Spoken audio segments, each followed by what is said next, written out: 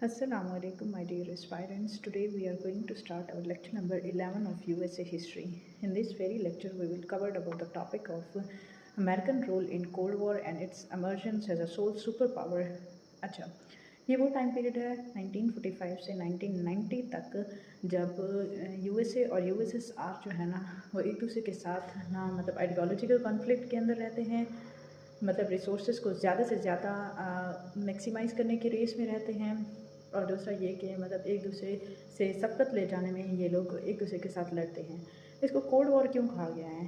Last lecture में भी मैं ऑलरेडी एक्सप्लेन कर चुकी हूँ कि जो कोल्ड वॉर होती है ना वो डायरेक्ट बैटल ग्राउंड में कोई भी जंग नहीं लड़ी जाती, बल्कि ये जो जंग है ना मतलब एक दूसरे की प्रॉक्सीज़ को यूज़ करता है, एक दूसरे के खिलाफ डिफरेंट प्रॉक्सीज़ को यूज़ करके ये लड़ी जाती है। ठीक है, डायरेक्ट ऑन ग्राउंड कोई भी वॉर नहीं होती, बल्कि किसी न किसी तरीके से एक दूसरे को नुकसान पहुंचाने की कोशिश की जाती है। और ये वो टाइम पीरियड है 1945 से 1990 तक जब दुनिया जो है ना मतलब रिसेंटली वर्ल्ड वॉर 2 से जो है ना छुटकारा उसने पाया था। ठीक है, उसमें जो है ना दो सुपर पावर, लास्ट लेक्चर में भी ऑलरेडी एक्सप्लेन कर चुकी है कि दुनिया जो है ना वो बाईपोलैरिटी में कन्वर्ट हो गई। बाईपोलैरिटी का कंप्लीट कॉन्सेप्ट मैंने दिया था कि किस तरह से यूएसए और यूएसएसआर जो है ना दुनिया को दो पोलर्स में डिवाइड कर देते हैं। वो पोलर्स डिफरेंट आइडियोलॉजिकल बेसिस के ऊपर भी थे। ये कंप्लीट टॉपिक ऑलरेडी मैं एक्सप्लेन कर चुकी हूँ यूएसए हिस्ट्री की प्लेलिस्ट में, आप लोग जाके पहले वो लेक्चर लें ताकि आप लोगों की बेस बनेगी तो नेक्स्ट आप लोगों को ये फिर नेक्स्ट आने वाला जो भी टॉपिक है ना वो आपको समझ में आएगा। इसमें हम लोग क्या क्या देखेंगे, मेन पॉइंट्स को मैं क्या क्या डिस्कस करूँगी, उसमें कोल्ड वॉर में कौन से पार्टिसिपेंट्स थे, उसका कॉन्टेक्स्ट हम लोग डिस्कस करेंगे। कोल्ड वॉर सॉलिडिफाई कब होती है, उसमें स्ट्रगल क्या की जाती है। ये दोनों जो है ना सोल सुपर पावर जो भी थे जो बाइपोलर वर्ल्ड में कन्वर्ट हुआ था, जिसमें हम लोग देखेंगे कि यूएसए और यूएसएसआर जो है ना वो किस तरह से एक दूसरे के खिलाफ जो है ना वो डिफरेंट महाज खड़े करते हैं। ठीक है, वो एक दूसरे को मतलब ये स्ट्रगल किस बेसिस के ऊपर होती है, कंपटीशन की बेसिस के ऊपर होती है। कंपटीशन किस बेसिस पे, हम लोगों ने ज़्यादा से ज़्यादा रिसोर्सेज को मैक्सिमाइज करना है, इसने इसको काउंटर करना है और इसने इसके लिए कोई भी स्ट्रेटजीज बनानी है काउंटर करने के लिए। ठीक है, already I have already explain that USA form NATO in 1945 to counter USSR and in the same way USSR also form Warsaw pact 1955 to counter USA या नेटो कंट्रीज। ठीक है, ये एक दूसरे को काउंटर करने के लिए डिफरेंट टैक्टिक्स यूज करते थे, उसमें वो स्ट्रगल करते थे, उसमें वो कंपटीशन उनके दरमियान में होता था। अच्छा, फिर इसमें हम लोग देखेंगे कि किस तरह से पीरियड ऑफ टेंशन होता है और रिलैक्स टाइम पीरियड कौन सा है। उसके बाद हम लोग देखेंगे कि इंटेंस स्टेज ऐसी कौन सी स्टेज आती है जो सबसे ज़्यादा इंटेंस थी इस कोल्ड वॉर के परस्पेक्टिव में। मिलिट्री क्यों एक दूसरे के साथ कन्फ्रंटेशन में, मतलब डायरेक्ट ऑन ग्राउंड बैटलमेंट क्या होती है, मिलिट्री कन्फ्रंटेशन एक दूसरे के साथ होती है डिफरेंट महाजों के ऊपर, अमेरिकन रोल उसमें देखेंगे। ठीक है, अमेरिका फिर अच्छा याद रखिएगा कि 1990 के बाद ठीक है, मैं थोड़ा सा इसको इरेज करके ना मजीद आपको ये क्लियर करवा दूँ कि जब 1945 का दौर था 1990 तक, ठीक है, जब यूएसएसआर जो है ना वो 1991 में डिसइंटीग्रेट होता है, तो याद रखिएगा कि उस वक्त से लेकर आज तक जो है ना USA as a sole super power के तौर पर दुनिया के सामने उभरा।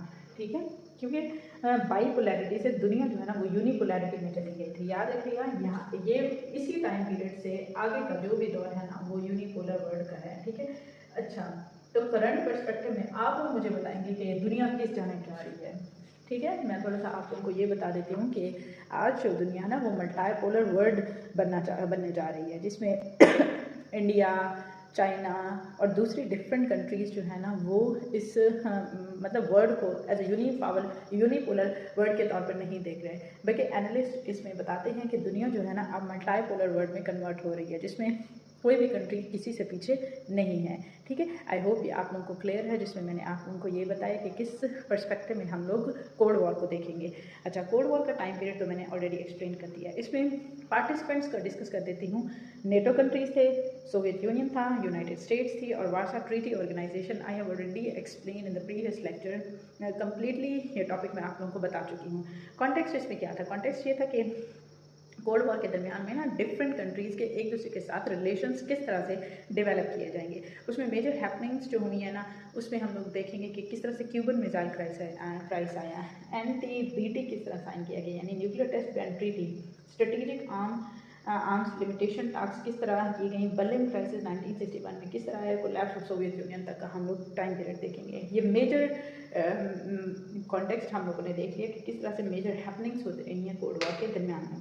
अच्छा, इसी कोल्ड वॉर के पर्सपेक्टिव में ये भी बता देती हूँ कि पाकिस्तान किस दौर से गुजरता रहा है। पाकिस्तान 1945 से 1990 तक देखें बार बार मिलिट्री इंटरवेंशन पाकिस्तान के अंदर करती रही है। सिविलियन गवर्नमेंट्स जो है ना परमानेंटली कब आती हैं, ठीक है, बीबी की हुकूमत आती है बेनज़ीर भुट्टो की 1998 में, 1988 में जो है ना बीबी जो है ना वो फर्स्ट टाइम सिविलियन जो है ना परमानेंट वो पीएमशिप संभालती हैं, ठीक है, पाकिस्तान के अंदर। ठीक है, पाकिस्तान के कॉन्टेक्स्ट को भी लाजमी तौर पर आप लोग मद्देनज़र रखा करें ताकि आप लोगों को मज़ीद क्लैरिटी होती जाए। एक को तैयार करने से दूसरी अल्टीमेटली आपको तैयार हो जाए। ओरिजिन देखेंगे कि कोल्ड वॉर का ओरिजिन किस तरह होता है। नाजी जर्मनी ने तो मई 1945 में जो है ना वर्ल्ड वॉर 2 को ख़त्म कर दिया था, क्योंकि नाजी की जो फोर्सेस थी ना उसने सरेंडर कर दिया था। वॉर टाइम में अलाइंसेस जो थे ना वो किसके साथ थे, यूनाइटेड स्टेट्स के, ग्रेट ब्रिटेन के साथ थे, और सोवियत यूनियन जो था ना वो अनराइवल इस तमाम मतलब वॉर में रहा। ठीक है, 1948 में क्या होता है, सोवियत जो है ना वो इंस्टॉल करता है, एक लेफ्ट विंग गवर्नमेंट बनाता है, और ईस्टर्न यूरोप के जो भी कंट्रीज़ होते हैं ना उसमें रेड आर्मी भेज के उनको लिबरेट करने की कोशिश करते हैं। और ये कि अमेरिकन ब्रिटिश जो है ना इसी मतलब सोच से खौफज़दा होते हैं, और वो इसी खौफ में क्या बना लेते हैं, नेटो बना लेते हैं। ये नहीं, नेटो बनाने का मकसद ये था कि हम लोगों ने किसको काउंटर करना है, USSR और रशिया का जो मतलब एमर्जेंस है ना वर्ल्ड के अंदर एज अ लीडर, उसको काउंटर करना है, उसको किस तरह से हम लोगों ने रोकना है। ठीक है, कोल्ड वॉर जो है ना वो सॉलिडिफाई कब होती है, कोल्ड वॉर सॉलिडिफाई होते हैं 1947 से 48 में, जब USA जो है ना वो मार्शल प्लान तैयार करता है। वेस्टर्न यूरोप के जो भी कंट्रीज़ होते हैं ना वो अमेरिकन इन्फ्लुएंस और सोवियत इन्फ्लुएंस में किस तरह से कम्युनिस्ट रजीम और ईस्टर्न यूरोप को नुकसान पहुंचाने के लिए, और ये कि हम लोगों ने अपनी आइडियोलॉजी को फोकस करना है और हम लोगों ने अपनी आइडियोलॉजी को ज़्यादा से ज़्यादा प्रमोट करने की कोशिश करनी है। इसके बाद हम लोग देखेंगे कि किस तरह से स्ट्रगल रहती है सुपर पावर्स के दरमियान में। USA कहता है कि मैं वर्ल्ड की लीडिंग पावर हूँ, USSR कहता है कि नहीं मैं लीडिंग पावर हूँ। ठीक है, वो एक दूसरे को काउंटर करने के लिए डिफरेंट टैक्टिक्स यूज़ करते हैं। ठीक है, इसमें हम लोग देखते हैं कि टेंशन का टाइम पीरियड कब से कब तक आता है, 1953 से 57 तक का जो टाइम पीरियड है ना वो कोल्ड वॉर टेंशन उस वक्त रिलैक्स हो जाती है। ठीक है, क्योंकि सोवियत डिक्टेटरशिप जोसेफ स्टालिन जो है ना वो उसकी डेथ हो जाती है, और फिर क्या होता है कि मतलब मिलिट्री ऑर्गेनाइजेशंस जो भी है ना वो डिफरेंट सोवियत ब्लॉक की कंट्रीज़ को मतलब उसमें मिलिट्री की इंटरवेंशन नहीं होती, क्योंकि स्टालिन की डेथ से ना आप लोग याद रखिएगा, स्टालिन जब वो होते हैं ना, ठीक है, उनकी डेथ होती है तो कब होती है, 1953 में होती है। तो ये आप लोग को टाइम पीरियड बताएंगे कि ये कोल्ड वॉर का रिलैक्स टाइम पीरियड था, क्योंकि कहीं पे भी मिलिट्री की इंटरवेंशन नहीं हो रही थी। आप लोग बताएंगे कि डायरेक्ट मिलिट्री कन्फ्रंटेशन इसी टाइम पीरियड में नहीं हुई।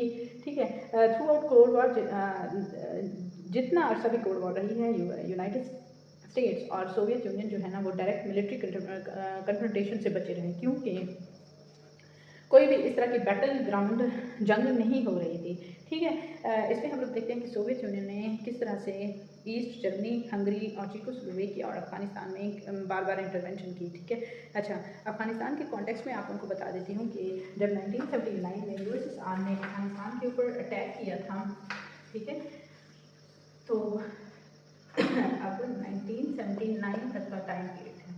USSR ने किसके ऊपर अटैक कर दिया, अफगानिस्तान के ऊपर अटैक कर दिया। अब अफगानिस्तान के ऊपर जब USSR ने अटैक किया तो USA प्लस पाकिस्तान ने, क्योंकि USA ने उस वक्त पाकिस्तान से मदद मांगी कि वो अपने बेसिस हमें प्रोवाइड करे ताकि हम लोग USSR को अफगानिस्तान से निकालने में मतलब सक्सेस हमें हो सके। ठीक है, हम लोग सक्सीड कर जाएं। 1975 पाकिस्तान ने बेसिस प्रोवाइड की USA को, और USA और पाकिस्तान के उस वक्त बहुत अच्छे ताल्लुकात थे। ठीक है, इन दोनों की मदद से USSR जो है ना अफगानिस्तान से निकलने में कामयाब हो गया। ठीक है, इसमें हम लोग देखते हैं कि किस तरह से न्यू वर्ल्ड ऑर्डर आते हैं। याद रखिएगा कि उस वक्त चाइना भी राइज कर रहा था, इंडिया भी राइज कर रहा था। ठीक है, वो भी अपनी मतलब टेक्नोलॉजी की रेस में आगे बढ़ रहे थे। इसमें हम लोग देखते हैं कि किस तरह से 60s में 70s में पाकिस्तान भी ज़ाहिर है उस वक्त तरक्की कर रहा था। ठीक है, उसके बाद आप लोग ये बताएंगे कि वेस्टर्न यूरोप और जापान भी डायनामिक इकोनॉमिक ग्रोथ कर रहे थे 50s और 60s में, और इन्फीरियॉरिटी मतलब वो कोई भी कंट्रीज़ यूएसए की इन्फीरियॉरिटी के अंदर नहीं रह सकता था। इसी वजह से वो लोग चाहते थे कि हम लोग भी मतलब टैक्स बेस बने, ठीक है, इंडस्ट्रियलाइज बने, ठीक है। हर कंट्री जो है ना अपने अपने तरीके कोशिश कर रहा था कि हम लोगों ने किस तरह से खुद को डेवलप करना है, ठीक है, किस तरह से हम लोगों ने खुद की टेक्नोलॉजी में न्यूक्लियर आर्म रेस में हम लोगों ने किस तरह से एक दूसरे को काउंटर करना है ताकि हम लोग अपने डिफेंस को सिक्योर कर सकें, ठीक है। आई होप ये क्लियर है आप लोगों को, ठीक है। और ईज का टाइम पीरियड हम लोग बताते हैं कि 1972 से 1979 तक का जो टाइम पीरियड है ना वो कोल्ड वॉर का ईज टाइम पीरियड है, ठीक है, ईज time period. I have already explain कि जो है ना रिलैक्स टाइम पीरियड कौन सा है, 1953 का टाइम पीरियड है रिलैक्स टाइम पीरियड, जब स्टालिन की डेथ हो जाती है, ठीक है। उसके बाद ईस्ट टाइम पीरियड का ये मैंने आप लोगों को बता दिया है। इसका मकसद ये था कि उस वक्त इंटरनेशनल रिलेशंस जो थे ना वो मतलब ज़्यादा अच्छा ये याद रखिएगा कि जब कोल्ड वॉर स्टार्ट होती है ना उस वक्त कौन सी पॉलिटिक्स हो रही होती है, ब्लॉक्स पॉलिटिक्स हो रही होती है, क्योंकि दुनिया जो है ना वो 2 ब्लॉक्स में डिवाइड हो जाती है, ठीक है। अच्छा ये तो मैंने एक्सप्लेन कर दिया है, ठीक है। इसमें हम लोग देखते हैं कि स्ट्रेटेजिक आर्म लिमिटेशन टास्क यानी सार्ट की एक ट्रीटी बनाई जाती है, सार्ट 1 और सार्ट 2 के एग्रीमेंट्स होते हैं। और क्या होता है कि वहाँ पे एंटी बैलिस्टिक मिसाइल्स जो है ना एक दूसरे की कंट्रीज़ के ऊपर नहीं दागे जाएंगे, यानी यूएसएसआर के खिलाफ कोई न्यूक्लियर आर्म्स यूज़ करेगा और ना यूएसए के खिलाफ कोई न्यूक्लियर आर्म्स यूज़ करेंगे, ठीक है। ये ईजिंग ऑफ कोल्ड वॉर का टाइम पीरियड है। उसके बाद हम लोग देखते हैं कि किस तरह से ब्रेक डाउन होती है कोल्ड वॉर की। उसमें माइकल गॉर्बेचोव जो है ना वो अपना रोल प्ले करते हैं और टोटलिटेरियन एस्पेक्ट के थ्रू सोवियत सिस्टम को जो है ना वो डिसमेंटल करने की कोशिश करते हैं और डेमोक्रेटाइज सोवियत पॉलिटिकल सिस्टम लाना चाहते हैं, ठीक है। वहाँ पे क्या होता है 1989 से 90 तक गॉर्बेचोव जो है ना उसकी हुकूमत पे गिरना शुरू हो जाती है और डेमोक्रेटिक गवर्नमेंट आना शुरू हो जाती है ईस्ट जर्मनी में, पोलैंड में, हंगरी में और चेकोस्लोवाकिया में, ठीक है। फिर क्या होता है यूनिफिकेशन होता है ईस्ट और वेस्ट जर्मनी की, और नेटो और स्पाइसेस जो है ना फिर अगेन सोवियत अप्रूवल के खिलाफ लड़ना शुरू कर देते हैं। और क्या होता है कि अल्टीमेटली 1991 में जो है ना वो सोवियत यूनियन डिसइंटीग्रेट कर जाता है। कोल्ड वॉर किस तरह एंड होती है, जब सोवियत यूनियन डिसइंटीग्रेट होता है। सोवियत यूनियन कब डिसइंटीग्रेट होते हैं, 1991 में जो है ना यूएसएसआर जो है ना वो डिसइंटीग्रेट कर जाता है, ठीक है। इसी के बाद ये दुनिया जो है ना वो अगेन यूनिपोलर वर्ल्ड में कन्वर्ट हो जाती है, ठीक है। Emergence of USA as a sole super power, उसके पीछे रीजंस क्या थी, ठीक है, क्यों यूएसए जो है ना वो सोल सुपर पावर के तौर पर सामने आया। रीजंस बता देती हूँ मैं, ठीक है। ये है हमारे पास कौन कौन सी रीजंस हैं। एक तो सोवियत यूनियन जो है ना वो डिसइंटीग्रेट हुआ। अब देखिए यूएसएसआर जो है ना वो डिसइंटीग्रेट हो जाता है, ठीक है। उसके बाद अमेरिका जो है ना वो पॉलिटिकल इकोनॉमिक मोनोपोली के ऊपर कायम हो जाता है। पॉलिटिकली और इकोनॉमिकली वो सबसे ज़्यादा स्ट्रॉन्ग होता है, यानी मोनोपोली किसकी होती है पूरी मार्केट के ऊपर, पॉलिटिकली भी और इकोनॉमिकली भी यूएसए की होती है, ठीक है। उसके बाद हम लोग देखते हैं कि ग्लोबल अफेयर्स में भी वो ज़्यादा से ज़्यादा इन्वॉल्वमेंट करना शुरू कर देता है। देखें क्यूबन मिसाइल क्राइसिस आए, ठीक है, उसमें किस तरह से अफगान के अंदर क्राइसिस है, वो ग्लोबल अफेयर्स में भी खुद को मनवाने में साबित हो गया, ठीक है। उसके बाद आप लोग बताएंगे कि किस तरह से अमेरिकन इंडस्ट्रीज बहुत ज़्यादा ग्रो कर रही थी, बूमिंग अमेरिकन इकोनॉमी, ठीक है। या अमेरिका की इकोनॉमी किस तरह से बहुत ज़्यादा ग्रो कर गई। उसके बाद आप लोग बताएंगे कि जो है ना वर्ल्ड लीडिंग टेक्नोलॉजी सेक्टर जो है ना वो कौन बन गया, वर्ल्ड लीडिंग टेक्नोलॉजी सेक्टर जो है ना टेक सेंटर यूएसए बन गया, ठीक है। वहाँ पे टेक्नोलॉजी ने बहुत ज़्यादा तरक्की की। उसके बाद आप लोग बताएंगे कि नेचुरल रिसोर्सेज भी वहाँ पे ज़्यादा थे। अल्टीमेटली फिर क्या हुआ कि स्किल्ड वर्क फोर्स आई और स्टेबल पॉलिटिकल सिस्टम आ गया। ये हमारे पास रीजन है कि क्यों यूएसए जो है ना वो सुपर पावर बना है, ठीक है। डिफरेंट रीजंस मैंने आप लोगों को बताई हैं। इसमें आप लोग मज़ीद ऐड ऑन भी कर सकते हैं अपनी फर्दर क्लेरिफिकेशन के लिए। Thank you so much. अल्लाह हाफिज़। अगर आपको ये मेरी वीडियो पसंद है तो काइंडली लाइक करें, शेयर करें, सब्सक्राइब करें।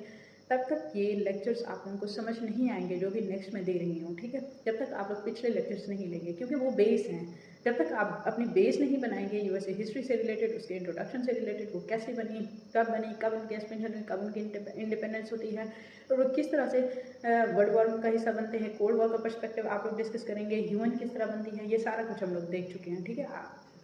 इंडस्ट्रियलाइजेशन का दौर देख चुके हैं, ठीक है। जब तक पिछले लेक्चर नहीं लेंगे, ये आने वाले कोई लेक्चर आपको समझ नहीं आएंगे। काइंडली प्ले लिस्ट शुरू से जब आप लोग देखेंगे तो आप लोगों को समझ आएगा। Thank you so much. अल्लाह हाफिज़।